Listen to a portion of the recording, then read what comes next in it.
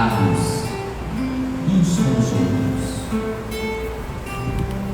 E nessa alegria, Senhor, recebendo as benesses do teu coração, todos nós aqui, casa cheia, porque há muitos desencarnados que vieram nesta noite, também receberam um pouco do Evangelho, do entendimento. Outros tantos que vieram, Senhor, para nos abençoar com a sua presença, emissários do teu coração,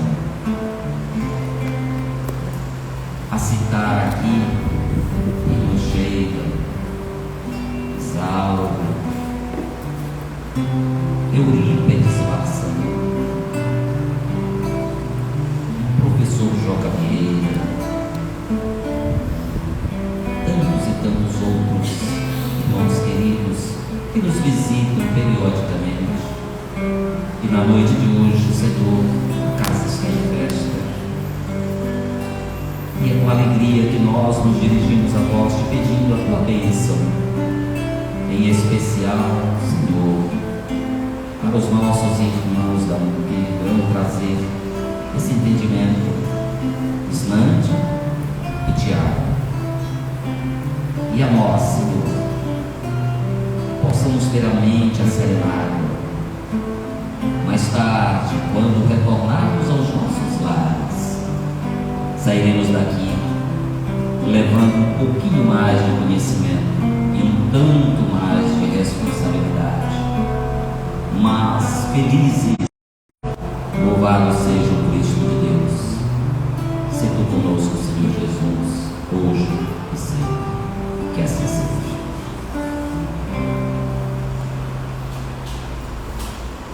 O prefácio do Evangelho segundo o Espiritismo.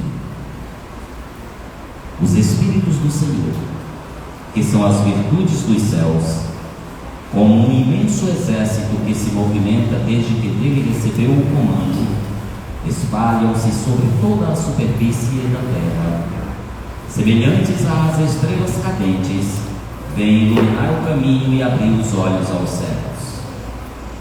Eu vos digo, em verdade, são chegados os tempos em que todas as coisas devem ser restabelecidas em seu sentido verdadeiro, para dissipar as trevas, confundir os orgulhosos e glorificar os justos. As grandes vozes do céu ressoam como o som da trombeta, e os coros dos anjos se reúnem. Homens, nós vos convidamos ao concerto divino. Que vossas mãos tomem a lira, que vossas vozes se unam e que no hino sagrado se estendam e vibrem de uma extremidade à outra do universo. Homens, irmãos a quem amamos, estamos juntos de vós, amai-vos também uns aos outros, e dizei no fundo do vosso coração, fazendo as vontades do Pai que está no céu: Senhor, Senhor, e podereis entrar no reino dos céus. Mensagem do Espírito de verdade. E com esta mensagem, nós passamos a palavra aos nossos irmãos Tiago e Islândia, para que nos conduzam na palestra Por Muito Se Amarem.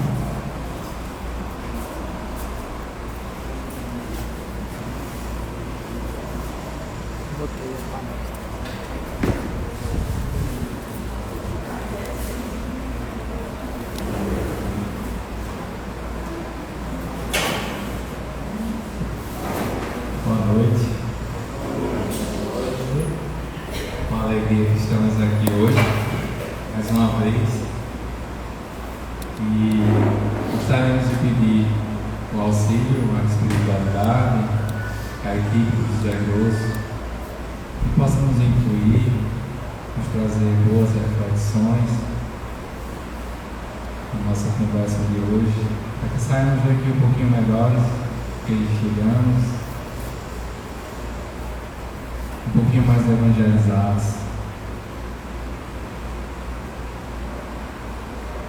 E o tema de hoje, Por Muito Se Amarem, É o tema do nosso encontro do NEC Brasil, que nós tivemos a oportunidade de ir, eu, Zirane, e nossas respectivas, Cilinha e Laís, agora em setembro, em Brasília. E a gente queria conversar um pouquinho sobre esse tema. E para iniciar, eu queria trazer um pouquinho de uma reflexão sobre as obras de Emmanuel, os romances de Emmanuel. Os romances de Emmanuel é um verdadeiro compêndio de Evangelho. As obras de Emmanuel, elas nos trazem o verdadeiro sentido do Evangelho de Jesus. Elas nos trazem a real vivência do Evangelho primitivo. Quem de vocês já teve a oportunidade de ler qualquer uma das obras dos romances, com certeza se impregnou, já a palavra é essa, se impregnar de Evangelho. Mas por que se impregnar? Como assim? Se impregnar de Evangelho? Lendo uma obra como, por exemplo, Paulo Estevam. Nessa obra de Emmanuel, a gente vê o exemplo dos personagens lá retratados, e o exemplo nos toca. O exemplo muitas vezes nos fazem chorar. Mas exemplo de quê? Exemplo de morte, de perseguição, de calúnia, de traição, porque tem tudo isso nessas obras. Mas também tem exemplo de muito amor, muita resignação, de indulgência, de perdão. E se a gente for rememorar, por exemplo, há 2000 anos, onde a personagem principal dessa obra, eu diria que é Lívia, e não Públio Lentulus, como muitos falam, que é o próprio Emmanuel, mas eu diria que Lívia é a personagem que nos traz o verdadeiro sentido do amor. De estar ao lado de um marido que praticamente excluiu ela da vida, só deixou ela em casa para cuidar da filhinha por muitos anos. Durante 25 anos, Lívia ficou ali praticamente só servindo.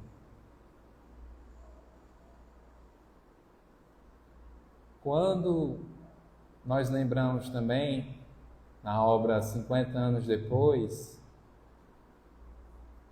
de Célia, que foi expulsa de casa por encobrir uma armação para sua mãe, e ela pegou o filhinho e disse: é meu, fui eu que tive esse filho. E o pai dela acaba expulsando ela de casa. E ela sai nas ruas de Roma, com um filhinho recém-nascido nos braços, e segue, tem todo o desenvolver. No final, ela precisa mudar para ser o irmão Marinho, por várias questões. E esse irmão Marinho, que é Célia, se transforma numa referência de amor, de cura, de abnegação, de cuidado. É uma referência. Quando vamos mais adiante na obra Ave Cristo, nós também temos a figura de Quinto Varro em busca de... e reencarna como Quinto Celso, que é filho do filho dele, E no final do livro, ele consegue salvar. Por fim, nós temos Renúncia, que tem a personagem principal, Alcione, que é a reencarnação de Célia, já um espírito muito evoluído, que já é contado no início da obra, que vem também em auxílio ao seu amado. Também outro exemplo de abnegação, de entendimento de sentido da reencarnação. Alcione, ela sabe e ela vive o objetivo dela nessa encarnação.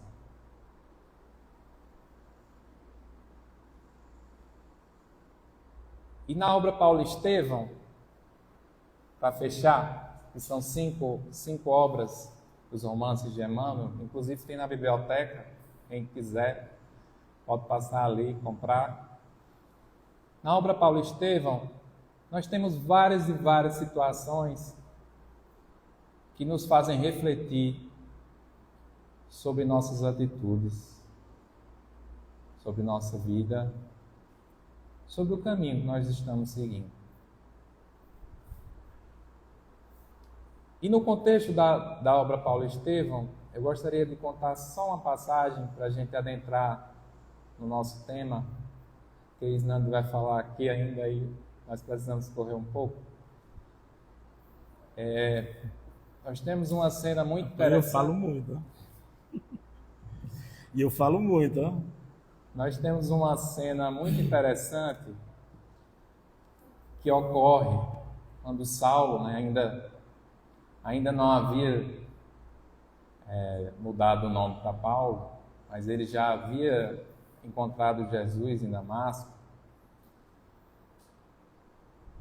E Saulo, ele chega lá em Jerusalém, depois de 3 anos das perseguições, do encontro dele com Estevão, que ele praticamente é o mandatário da morte, ele é o responsável, não só da morte de Estevão, mas de muitos outros cristãos daquela época. E Saulo chega, depois de ter encontrado Jesus às portas de Damasco, encontrado Ananias lá em Damasco, curado da cegueira, alguns anos no deserto, com Áquila e Prísca. E ele vem para Jerusalém, aos frangalhos. Emmanuel descreve que ele chega sofrido, magro, com fome, doente, com febre. E ele bate à porta da casa do caminho, da igreja do caminho. E quando ele bate naquela porta, quem recepciona ele é Prócomo, um dos servidores da casa. E Prócomo toma um susto quando vê Saulo. Ele fica branco. Emmanuel descreve ele fica pálido. E, de fato, o perseguidor, eles haviam ouvido que Saulo já tinha conhecido Jesus, mas ainda muito receosos por ele ser um perseguidor muito ferrenho. Prócomo treme. E Saulo pede que chamem Pedro, o apóstolo. E ele vai, Prócomo diz, tudo bem, eu vou lá, ver se ele está disponível. Ele entra e chega, Pedro, Saulo está na porta. Aí Pedro, como assim? Saulo está na porta. Aí Tiago, o menor, está junto com Pedro conversando e os dois se olham assim. Tiago, não vou receber Paulo, não. Saulo não, pelo amor de Deus. Lá vem de novo. E Prócomo fala que, mas ele veio em nome de Jesus. Porque Saulo, assim que pede para falar com Pedro, ele fala para Pedro que eu vim em nome de Jesus. E Pedro e Tiago, muito cautelosos, eles dizem, a gente precisa avaliar a situação. Não dá para receber ele agora não. Fala para ele para voltar mais tarde. E aí Prócomo faz, não, beleza, vou lá falar para ele. E aí fala para Saulo já evangelizado, né? Ainda não tanto quanto aquele Saulo no final do livro, mas já conhecia os escritos de Levi, já havia vivenciado um certo isolamento no deserto para refletir sobre a vida. E Saulo entende e vai a um hotelzinho, fica lá aguardando. E eles vão deliberar, já na igreja do caminho, eles vão deliberar sobre receber Saulo ou não. E aí se divide em dois grupos, tem o grupo de Pedro e Barnabé, que são a favor de receber ele, mas com muitas ressalvas e muito medo. E tem o grupo de Tiago e Filipe, que não são a favor de receber. E eles falam até uma frase interessante, que o discípulo deverá possuir consigo a doçura das pombas e a prudência das serpentes. Que é justamente a situação pela qual eles estão naquele momento. Recebe ou não recebe? É o nosso maior verdugo. É o responsável pela morte de Estevão e de vários outros perseguidores, vários outros seguidores do Cristo. E nessa conversa eles designam Barnabé para ir lá conversar com ele. Dizer, não, Barnabé, tu que não conhece ele pessoalmente, vai lá, avalia a situação e dependendo, você traz ele para cá. E Barnabé vai. E Emmanuel descreve que assim que Barnabé encontra com ele, ele sente a mudança. Ele sente que é outra pessoa. Ele sente que é um verdadeiro seguidor do Cristo. E aí eles vêm, Barnabé diz, vamos para lá, vamos para a igreja, lá na casa do caminho, a gente se ajeita lá. Paga as despesas lá no hotel e traz ele para casa. E quando chega, bate a porta, quando entra, que se depara com Pedro tem um susto sim, mas Saulo já fala o cumprimento dos cristãos, né? E eles se cumprimentam e Saulo começa a falar sobre a sua visão em Damasco, um pouquinho da sua vida, né, do que aconteceu naqueles dias. E Pedro, Tiago e os demais, eles percebem que houve uma mudança.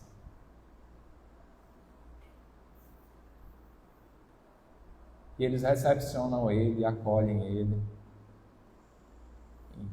designam um lugar para ele ficar. Ele que escolhe, ele quer ficar no local onde Estevão ficar. E se nós trouxermos essa paralelo para cá, os dias de hoje, seria algo semelhante a uma pessoa, qualquer pessoa, vir aqui num dia qualquer e cometer e assassinar o presidente da casa, Islam, por exemplo. Assassinou Islam. Olha só, que situação. Ele vai preso, ele cumpre a lei, os homens, passa 3, 6 anos na cadeia, não sei quanto tempo. E depois de 6 anos, vamos supor que ele ficou preso, ele cumpriu, ele volta. E ele abre aquela porta bem ali. Bate a porta. Bate a porta. Pois não? Qualquer pessoa que abrir vai saber quem foi. Quem é ele. E aí? Deixo entrar ou não deixo entrar? Acolho ou não acolho? Chama a polícia. Por quê? Ele já pagou. Ele está arrependido e ele quer vir aqui.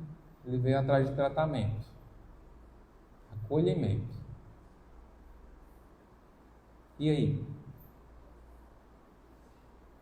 Se ele sentasse ao seu lado, ao meu lado, aqui mesmo, qual seria a minha reação?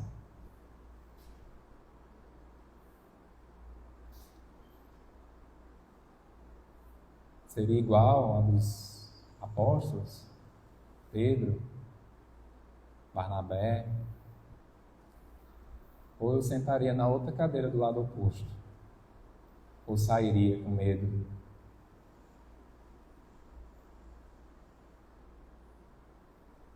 E quem somos nós para julgar, né?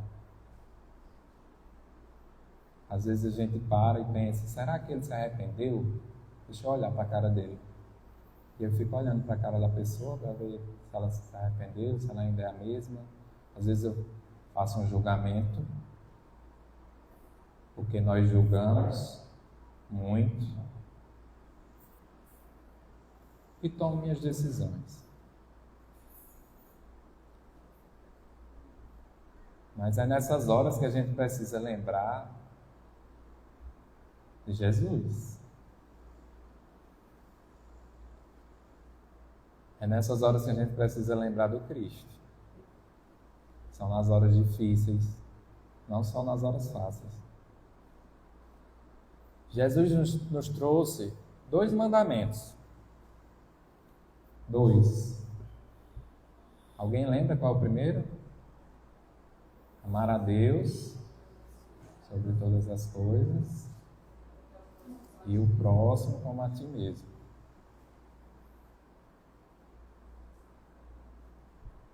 Mas amar o próximo como a mim mesmo é muito relativo. Depende muito do entendimento de amor que eu tenho. Depende muito do quanto eu me amo. Às vezes eu nem sei o que é amar. E essa mensagem de amar o próximo como a ti mesmo pode ficar algo muito vago para mim. Pode ser algo que eu não consiga compreender ainda. E diante disso, Jesus trouxe o outro mandamento. Lá em João, capítulo 13, versículo 34, ele fala assim: um novo mandamento vos dou, que vos ameis uns aos outros, como eu vos amei. Olha só como muda. Amar o próximo como a ti mesmo, mas amar o próximo como eu vos amei, muda toda a configuração. Porque o Evangelho de Jesus é um tratado de amor, é uma receita de amor, é um passo a passo de como amar o próximo. É um passo a passo de como amar o meu inimigo.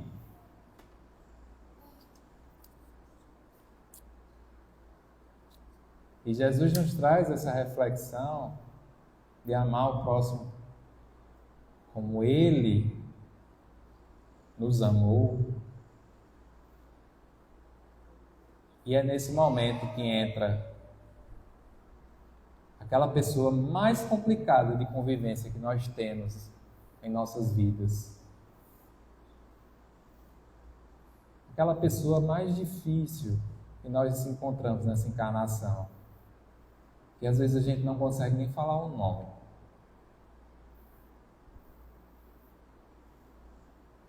Dá arrepio só de pensar. Aquela pessoa que muitas vezes nos gerou traumas.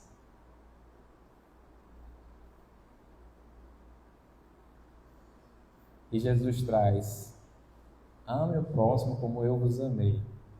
Porque Jesus amou a todos. Ele não escolheu quem ele iria amar, quem ele não iria amar. Ele amou a mulher que estava cheia de espíritos ao redor dela, Maria de Madalena.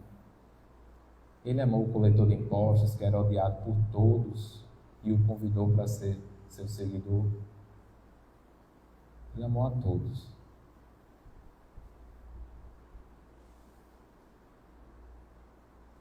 E esse é o exemplo do Cristo em nossas vidas. E é aí que a gente precisa lembrar dele. É nesses momentos. Esses momentos difíceis.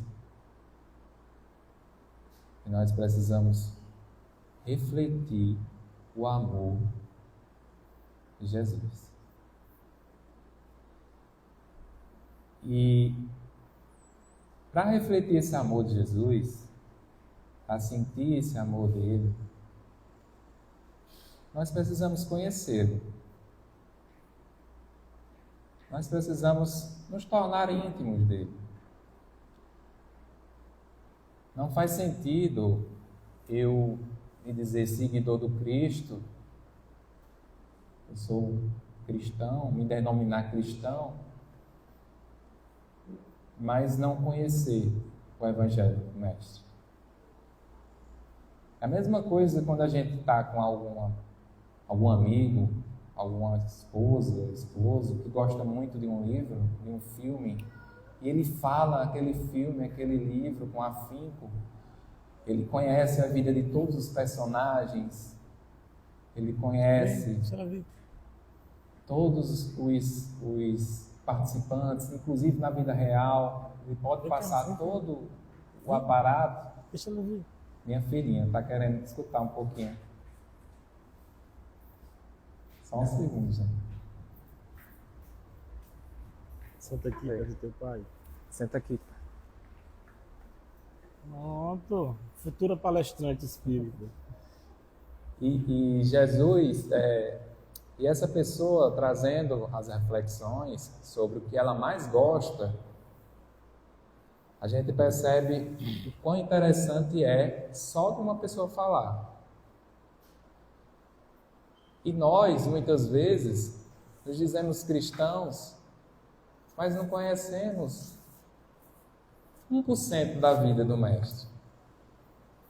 Nós não nos interessamos, nem sequer às vezes, de ler o Evangelho segundo o Espiritismo e refletir um pouquinho sobre a passagem, por mais difícil que seja. Mas nós temos a oportunidade desta vida, desta encarnação, de conhecermos a chave, que é a doutrina espírita.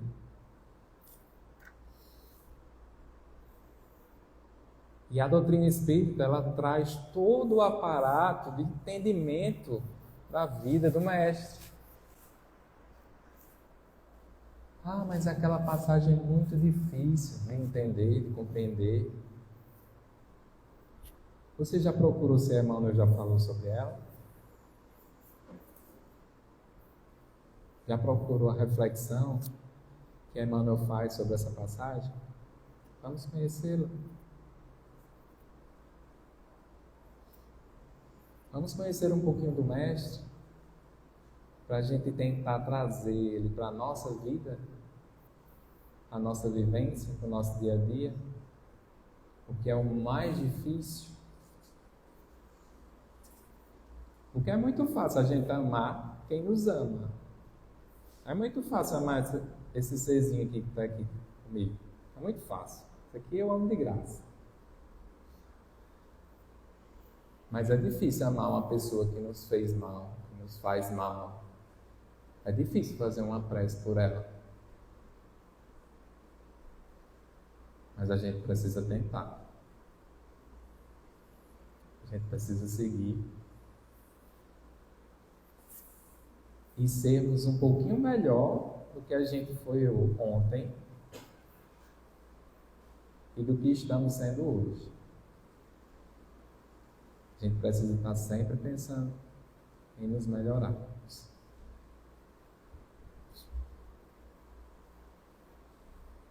E para fechar a minha fala, vou trazer só um trechinho de uma fala de Emmanuel, lá no livro Fonte Viva, no capítulo 15, Fraternidade. Ele comenta o seguinte: entretanto, a palavra do Cristo é insofismável. Não nos faremos titulares da Boa Nova simplesmente através de atitudes exteriores. E muitas vezes a gente se preocupa mais na aparência do que na vivência, né? Aqui no centro todo mundo é amor, todo mundo é paz e amor. Mas no trabalho, em casa, às vezes a gente não dá nem um bom dia. Mas aqui no centro eu falo até com quem eu não conheço. Olha só como eu fico amoroso. Por muito se amarem. E Emmanuel continua: precisamos sim da cultura que aprimora a inteligência, da justiça que sustenta a ordem, do progresso material que enriquece o trabalho e das assembleias que favoreçam o estudo. No entanto, toda a movimentação humana, sem a luz do amor, pode perder-se nas sombras. Emmanuel fecha esse entendimento de que sem amor nós nada seremos. E eu vou passar um pouquinho da palavra para Islândia, senão vai acabar. Desse microfone aqui, esse microfone aí tá melhor. Oi, está muito baixo. Bom, gente, falar um pouquinho do tema, depois a gente fala sobre o evento, né, Tiago? Esse estudo nosso era para ter sido feito logo após a nossa volta. A gente não conseguiu porque o Tiago passou por uma intervenção cirúrgica e a gente queria trazer e compartilhar a vivência que nós tivemos lá no NEP, porque realmente é uma vivência grandiosa, né? Vamos falar já já sobre isso. E para refletir sobre o Muito Se Amarem, Tiago falou sobre as 5 obras de Emmanuel, os 5 livros clássicos de Emmanuel, nós podemos chamar assim. E essas 5 obras, elas são romances, né? O livro Paulo Estevam é mais um livro histórico, né? Mas traz também o relato de encontros e desencontros.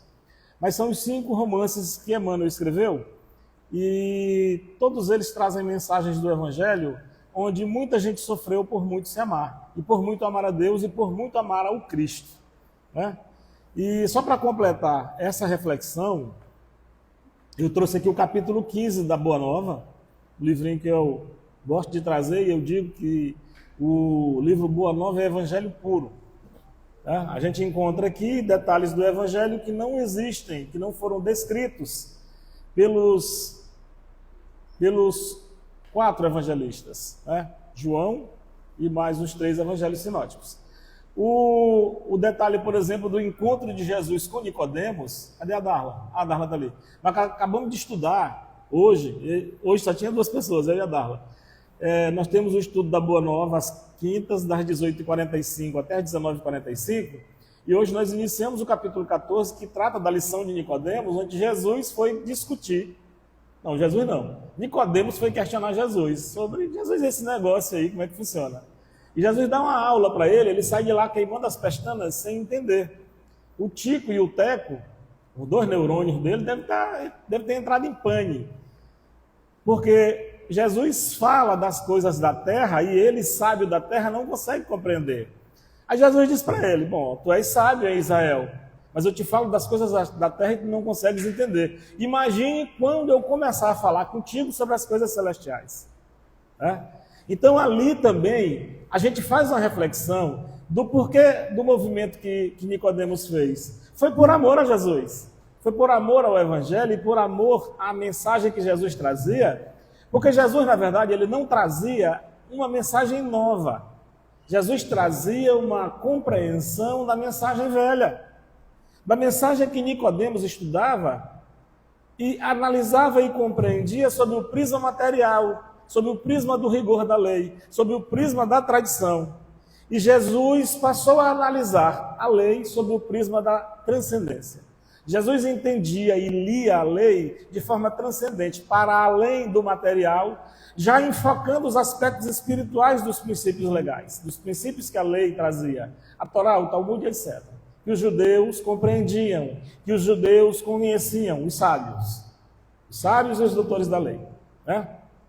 Os fariseus, os saduceus, eles todos conheciam. E os doutores da lei também conheciam. Mas eles compreendiam essa lei sob o prisma da materialidade, do rigor da lei, da dureza de um Deus duro, vingativo, sanguinário às vezes, que vigiava e velava por todos. E o caso de Nicodemos é um caso de amor. O movimento dele é por amor a Jesus. E eu trouxe hoje o capítulo 15 da Boa Nova, Humberto de Campos relatando o encontro de Jesus com Joana de Cusa. E todos os 30 capítulos do livro da Boa Nova, eles relatam encontros que Jesus teve com determinadas pessoas. Desde o encontro com Salomé e Zebedeu, no capítulo 5, desde o encontro com Hanã, no capítulo 4, o capítulo 15 com Joana de Cusa, o capítulo 20 com Maria de Madalena, e o capítulo 30 com Maria de Nazaré, quando Maria de Nazaré vai desencarnar e Jesus vem até Maria recebê-la. Maria, Pedro, todos tiveram o privilégio de desencarnar e serem acolhidos no mundo espiritual pelo Mestre. Jesus vem buscar Maria de Nazaré no momento do desencarne. Mas a história de Joana de Cusa é um movimento muito amoroso. Joana de Cusa procura Jesus porque o Humberto de Campos diz, no capítulo 15, bem no comecinho, que Joana possuía verdadeira fé. Ou seja, ela já estava em processo de constituição do reino de Deus no seu coração. Jesus está o tempo todo falando da construção do reino de Deus internamente.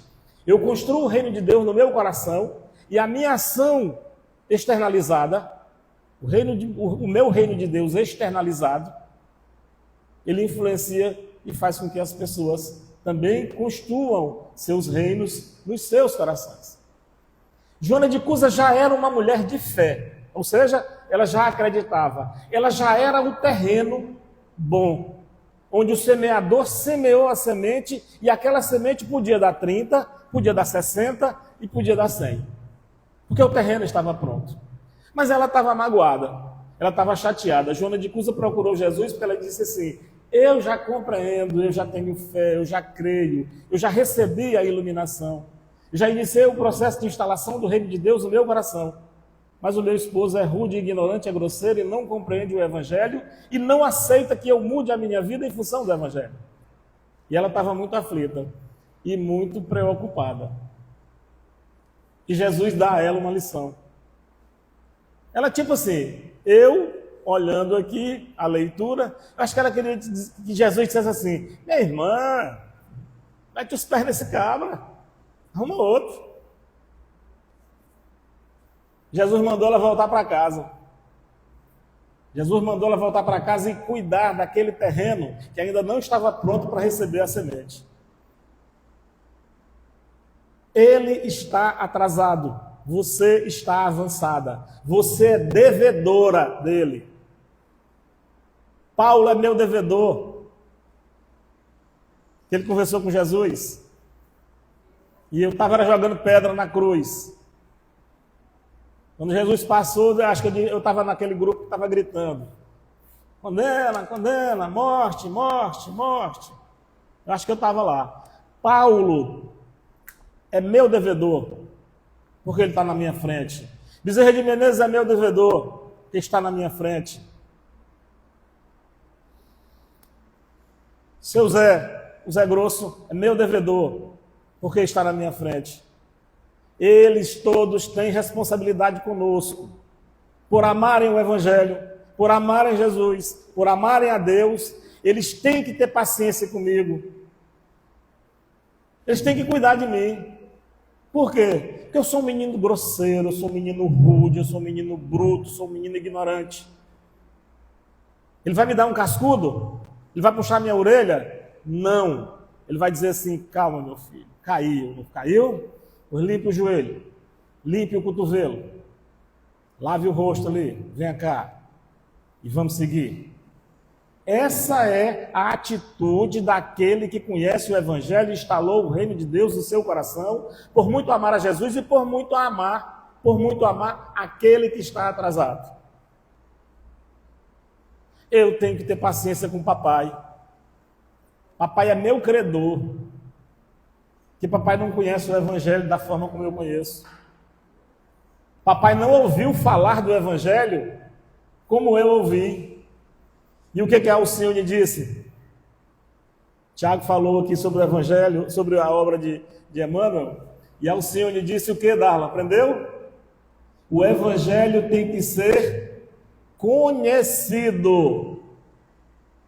E eu já ouvi falar do Evangelho desde a encarnação passada. A segunda é o que, Darla? Bora, minha irmã. O Evangelho tem que ser meditado. Eu agora, Rosemar, que eu estou despertando para começar a meditar o Evangelho. Eu fiz as contas agora mais a Darla, eu digo mais ou menos 3 encarnações para conhecer, 3 encarnações para meditar, 3 encarnações para sentir e mais 3 para começar a viver o Evangelho. São os 4 passos que a Alcione nos dá. E Jesus diz para Nicodemos, não adianta você conhecer a lei. Você tem que conhecer e começar a sentir para poder viver. E você passou a vida todinha só tentando conhecer e compreender a lei à luz da tradição judaica, mas não sentiu o Evangelho. E não vai começar a viver o Evangelho porque você não sentiu ainda. Seu terreno agora que está começando a ficar pronto. Aí eu sou devedor de papai. Eu tenho que ter paciência com ele. Vai fazer 90 anos agora, mas é meio grosseiro, assim, no negócio do Evangelho, né? Do amor ao próximo, de aceitar o outro, de compreender o outro. E a Joana de Cusa, dando relatando a Jesus as suas lamúrias, a dor e o sofrimento que ela vivia com a incompreensão do marido, Jesus disse, volte para o seu lar e cuide dele. Ou seja, você é devedora dele, ele é seu credor, você já começou a sentir o Evangelho, vai ensiná-lo a sentir, vai levantá-lo quando ele cair, limpe o joelho dele, ele está no momento dele, ele não está errado, ele está atrasado, ele está retardado no caminho, na viagem. Joana de Cusa volta e vai cuidar do marido até a morte. E no ano 68, conta o capítulo 15 da Boa Nova, que Joana de Cusa estava no circo romano, já besuntada, ela de um lado e o filho dela do outro. E o cara chegou, passou o besunto, né? Jogava o besunto e o povo queima, queima na plateia, porque o lazer era tocar fogo em cristão. Era soltar cristão no meio do circo romano, para os leões destruírem aqueles corpos físicos dos cristãos. Dos escravos que cometiam qualquer errinho, bota lá, bota no circo, vai, a gente se divertir. Era um espetáculo legal, né, gente? 80 mil pessoas num estádio gigantesco daquele, como era o Coliseu Romano. Aí dizia, solta os leões. Agora solta 15 cristãos aí. E os leões iam lá e dilaceravam aquelas pessoas. Bota mais, agora amarra e toca fogo, para a gente se divertir. E as pessoas se divertindo e dizendo, queima, queima. E um legionário romano, depois que Joana de Cusa estava besuntada já, eles passavam besunto de petróleo para tocar fogo nela e no filho. Aí o legionário chegou e disse assim, abjura o teu Senhor, renega o teu Senhor. Ele só te ensinou a morrer, foi? Cadê ele para te salvar? Ela diz, não, ele não só me ensinou a morrer, não. Ele me ensinou a morrer e me ensinou a te amar. Ela disse para ele, no momento da morte, tu já pensou eu com as mãos amarradas para trás, num tronco, todo besuntado e um cara com a tocha na mão, eu ia perguntar para ele assim, senhor, o que o senhor quer que eu diga? Eu ia dizer. Ele estava dizendo, nega Jesus, eu digo, não conheço, nunca ouvi falar. Na mesma hora, não precisava nem amarrar para trás. Eu já ia saindo da prisão dizendo, não, nem conheço, nunca ouvi falar.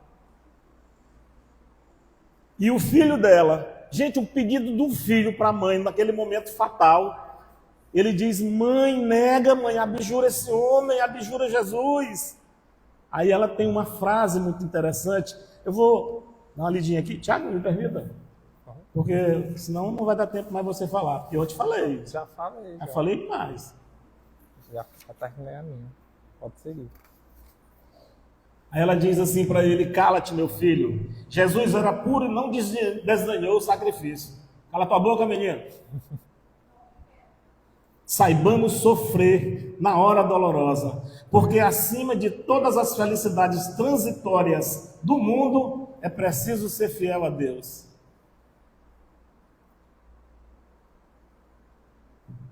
Aí, ela é queimada no circo romano, e nesse instante, Joana de Cusa sentiu a mão consoladora do mestre, lhe tocando suavemente os ombros, e lhe escutou a voz carinhosa e incrível, e inesquecível.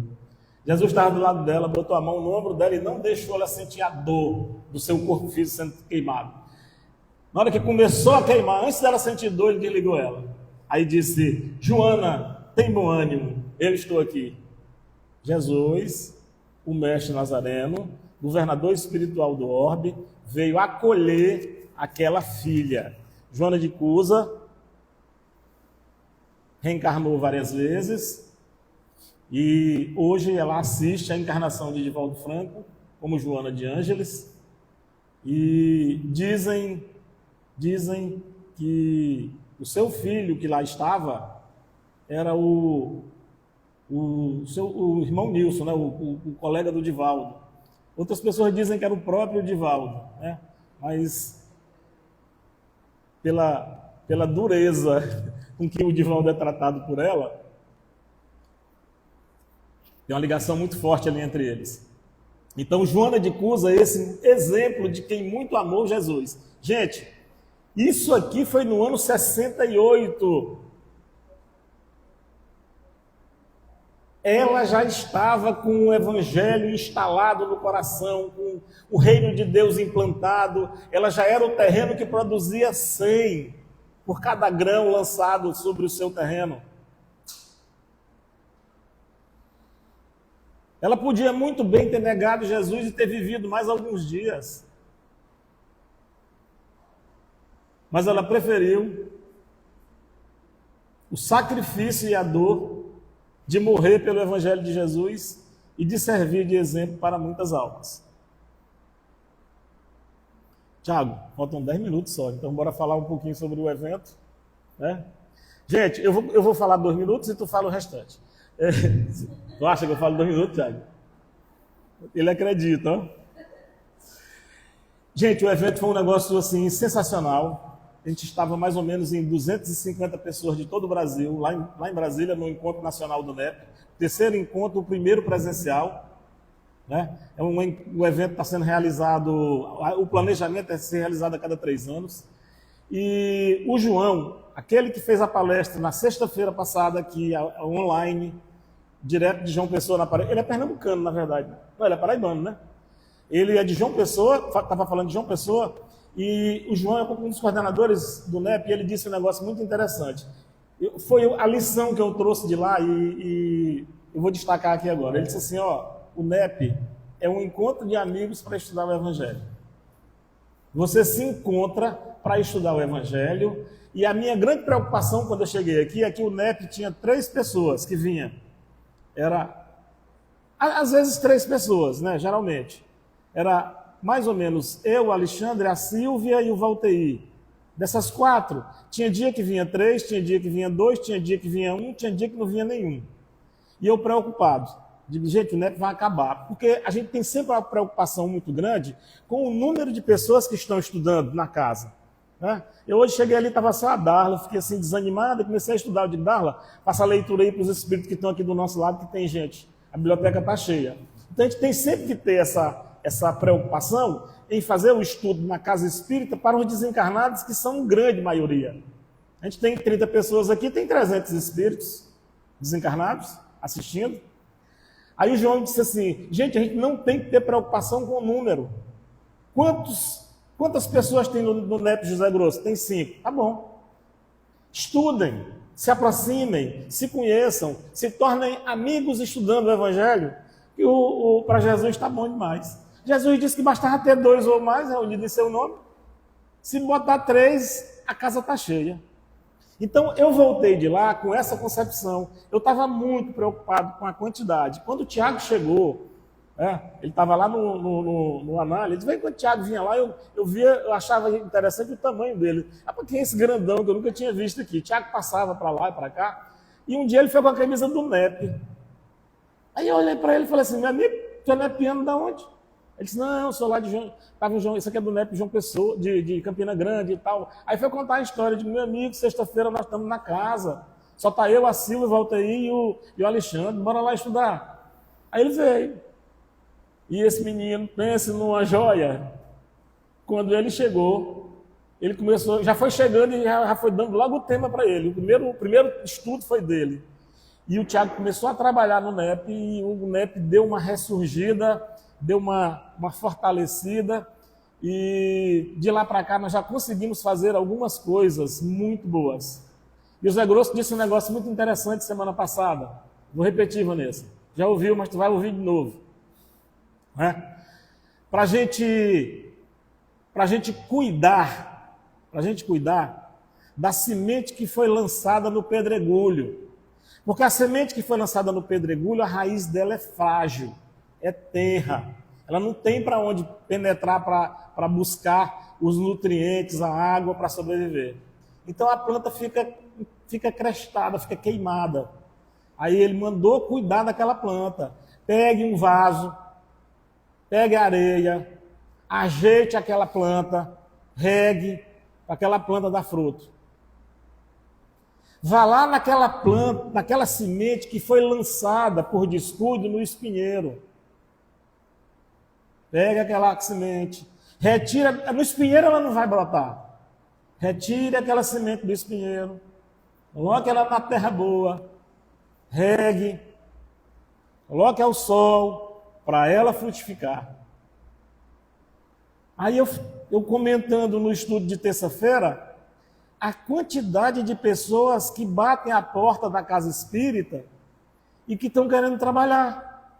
Quando eu cheguei no André Luiz, tinha um senhor que ele não faltava nenhuma palestra pública. Aí na hora que encerrava, fazia a prece de encerramento, aí ele vinha para a porta. Era ele que abria e fechava a porta para as pessoas entrarem para o passe. O tempo que eu fiquei lá, ele não faltou um dia, e todas as vezes quem abria a porta era ele. Agora, quem está na porta, está na equipe de passe. É trabalhador da casa, Alexandre. É a semente que foi tirada do espinheiro e foi colocada no vaso. A semente que estava no pedregulho foi tirada do pedregulho, colocada no vaso e está ali distribuindo a água. Ou então está lá na saída dizendo assim, boa noite, seja bem-vindo, quarta-feira tem de novo, quinta-feira tem de novo, terça-feira tem de novo. E a gente faz isso por muito nos amarmos. A gente faz isso por muito amar a Jesus, a gente faz isso por muito amar ao Evangelho. O Tiago falou um negócio muito interessante, quando a gente está aqui, a gente muda porque o Evangelho nos altera. A gente vai no trânsito, a gente erra, em casa a gente erra, no trabalho a gente erra, mas eu vou dizer um negócio para vocês, o esforço que a gente faz para se melhorar estando na casa é o que Jesus quer. É o momento em que a gente bota a mão na charrua e não olha para trás.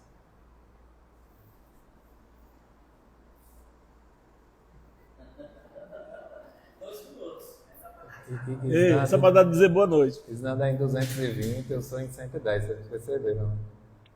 Mas ele falou basicamente tudo que nós sentimos lá no evento. E a grande lição que ficou para mim também, só para a gente fechar, é tirar o espírito da letra. Às vezes a gente se apega ao erudismo, a querer saber demais, a querer ser o detentor do conhecimento bíblico. Eu sei a boa nova decorada, eu sei o Evangelho segundo o Espírito decorado, mas para vivenciar é difícil. E essa lição para mim me tocou muito, porque se me tocou é algo que eu preciso trabalhar. Então eu deixo essa lição para todos nós, que nós possamos tirar o espírito da letra no Evangelho do Lar, que nós todos, eu torço para que todos façam em casa, aqui no centro, para que a gente acolha as pessoas que chegam, que não conhecem, acolham os espíritos com amor, porque aí sim a gente vai estar vivendo o Evangelho. Muito obrigado.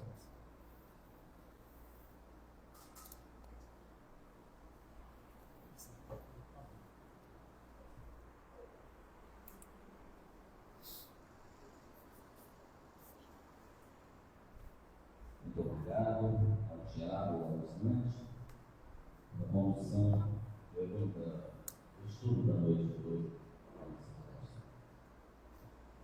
Convido já os passistas presentes, agora mais igreja de paz. Já agradecido, Senhor, pela presença de vocês. Convido também a todos para o nosso NEP. Sextas-feiras vai ter amanhã? Amanhã tem NEP. Aos sábados à tarde, nosso trabalho social nos postos. É só procurar um dos trabalhadores da casa aqui, quem não conhece ainda, tá bom? Não falta trabalho. E domingo de manhã, vamos para o nosso evangelho e o café em família, tá bom? O domingo da família, muito bom, lá no Lar Anália Franco. Convido agora a Janice para nos conduzir na prece de agradecimento, desejando uma boa noite a todos.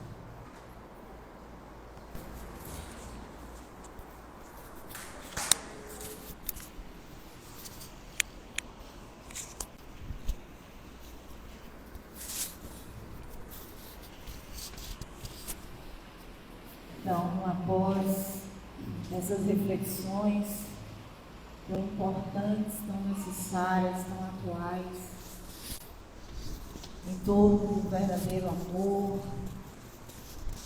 e de tudo que ele nos convida, porque o amor é um convite